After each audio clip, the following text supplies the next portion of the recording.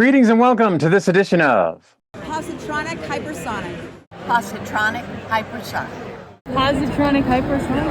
I'm Barry P. Cook, and I'm here to talk to you about the latest episode of Daredevil Born Again. It was called The Hateful Darkness.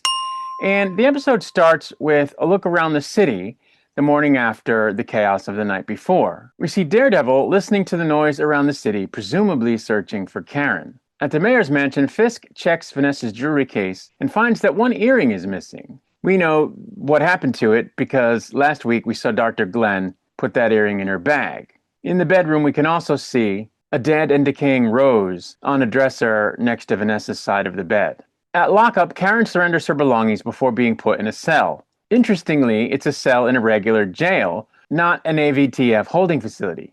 Fisk shows up at her cell and verbally attacks her, calling her a criminal. Karen shows that she's not afraid of him, but he grabs her by the throat through the bars. Still, she taunts him, telling him he took it too far and that the city knows it. He finally releases her and leaves, telling her to use her one phone call wisely. Elsewhere, Mr. Charles wakes up to find Jessica Jones staring at him. She threatens to kill him for sending men to her home, and he begs for her not to. He also tells her that he heard that her powers aren't what they used to be. And he reminds her that he is her only connection to Luke Cage, who is apparently working for him. Mr. Charles also tells her that Luke is overseas. The conversation shifts to Fisk, and Mr. Charles tells Jessica that he's no longer working with Fisk, and that the governor wants Fisk out. And he also implies that Fisk is likely to try and have the governor killed. Jessica then meets with Matt to tell him about the probable hit on the governor. The two of them also meet with Cherry, who tells Matt where Karen is being held. Before Matt can run off and rescue her, though, Cherry stops him and tells him she is safe and was booked legitimately. Jessica asks Matt if he still plans to hit the precinct where Karen is being held, and he tells her he might have another way. Jessica then tells him that she has to get home, and she leaves. Daredevil then frees Bullseye and proposes a good deed for him to balance the scales. Bullseye tells Daredevil he can't make any promises, but seems to accept the offer. Meanwhile, Karen is met in her cell by Officer Brett Mahoney, a friend in the precinct. He leads her outside where Daredevil is waiting. They discuss their plan and realize the best way to beat Fisk is in court, in what will surely be a very public trial. Matt tells her they're going to have to do some line crossing to stop Fisk, just not the ones that she thinks. Karen pushes back, but Matt assures her it's their best option. Hochberg meets with Fisk to go over the charges against Karen, and Fisk urges her to get her convicted of all of them. They're interrupted by Dr. Glenn, who enters the office, causing Fisk to send Hochberg away. Fisk shows Glenn the earring, seemingly knowing that she's taken the other one. She apologizes, but Fisk cuts her off and allows her to take the second earring so she'd have the complete set. Meanwhile, Daniel and BB are still in Staten Island arguing over what BB has done and the danger she put both of them in. Daniel tells her Buck is waiting for him to deliver BB to him and she should be scared.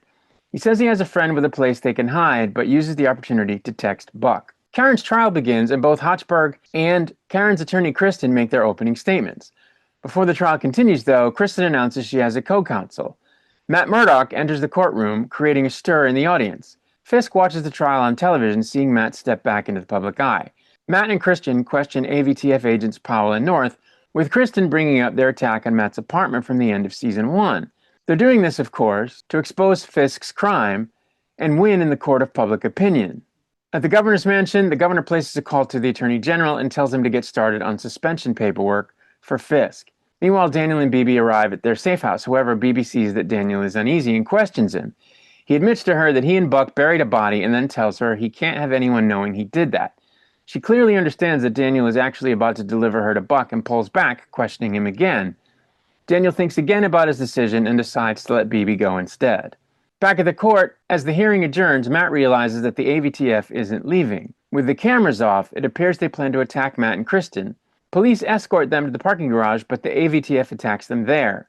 Matt is shot in the leg, but they all get away.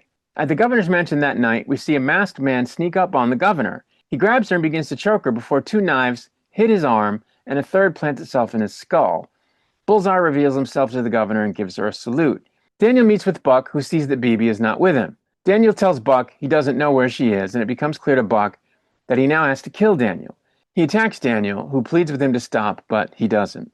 Back at the jail, Karen meets with Dr. Glenn for a court-mandated psych evaluation, but she refuses to answer Dr. Glenn's questions and instead steers the conversation to Matt. She clearly tries to get a rise out of Glenn, who starts to become hostile, bringing up Karen's troubled past.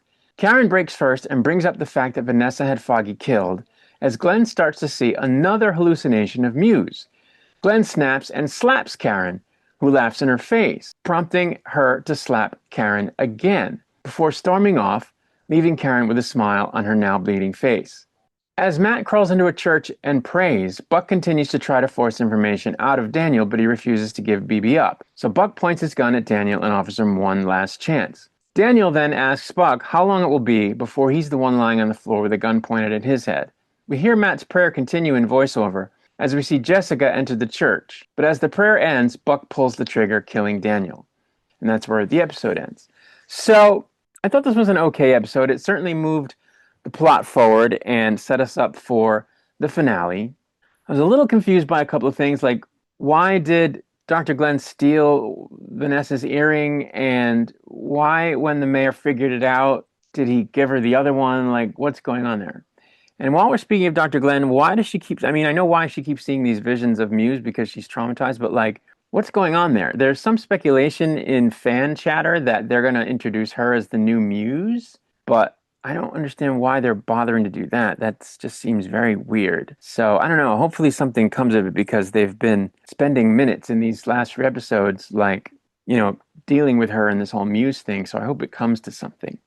I don't understand why Buck killed Daniel. Like, I know he had to be punished, I guess, for not doing what he was told, but what does killing him accomplish? Like, he's dead, he's not suffering, and, you know, one assumes Buck's not going to go around saying to the other people in the office, hey, if you don't toe the line, we're going to kill you like we killed Daniel. So what was the point of it? Just to be punitive? It doesn't make sense to me. I think they should have, you know, I think Buck should have done something else. You know, hurt him, wound him, I don't know, threaten his mother, hurt his mother. But killing Daniel just seems stupid, just like something they did for dramatic effect. You know, oh my God, they killed Daniel. But, you know, it doesn't really make a whole lot of sense to me in the narrative, so I wasn't sure why they did that. I guess it's cool that Bullseye killed the guy that was trying to kill the governor, so I guess that's a good thing. I don't really know where they're going with Bullseye. Have we seen the last of him this season? Who knows? We'll see, I guess. Once again, I think they made token use of Jessica Jones. She didn't even do anything in this episode that, you know, with her powers. So it's just like kind of tacked on that she was in the episode. She's in the very end after saying she had to go home, and she's there to help Matt. So I guess that's a good sign. I guess she's going to be in the final episode, maybe, hopefully using her powers. That would be very cool. I would like that. But in this episode, she was kind of tacked on. And I was calling bullshit a little bit on the scene where the AVTF agents attack Matt and company, because why would the car that they were trying to get into be way across the parking lot, or you know, in the garage, when they're anticipating an ambush? Why wouldn't the car have been pulled up to the door? Like, it just doesn't make any sense, right? I mean, that's security 101 when you're protecting a protectee. When you have a detail on a protectee, you don't put space between a point of egress and transportation. You don't do that. You put the car at the door. So it just seemed like not very good, you know, police work there. So in real life, I don't think that would have happened. So I found it a little annoying. But, you know, I guess they had to do it that way so that the attack could be part of the story. And I guess so that Matt could get shot in the leg, which I don't know what's going to come of that, but I guess they did it for a reason, I'm hoping. So we'll have to see. But, you know, that's really it. Next week is the season finale. We know they're already shooting season 3, so that's coming. But we do have the finale to get through before we even start talking about what season 3 is going to be about. So I'll be back with a video on that episode once it's released. For now, I'm going to get out of here. And as always, I wish you peace and long life.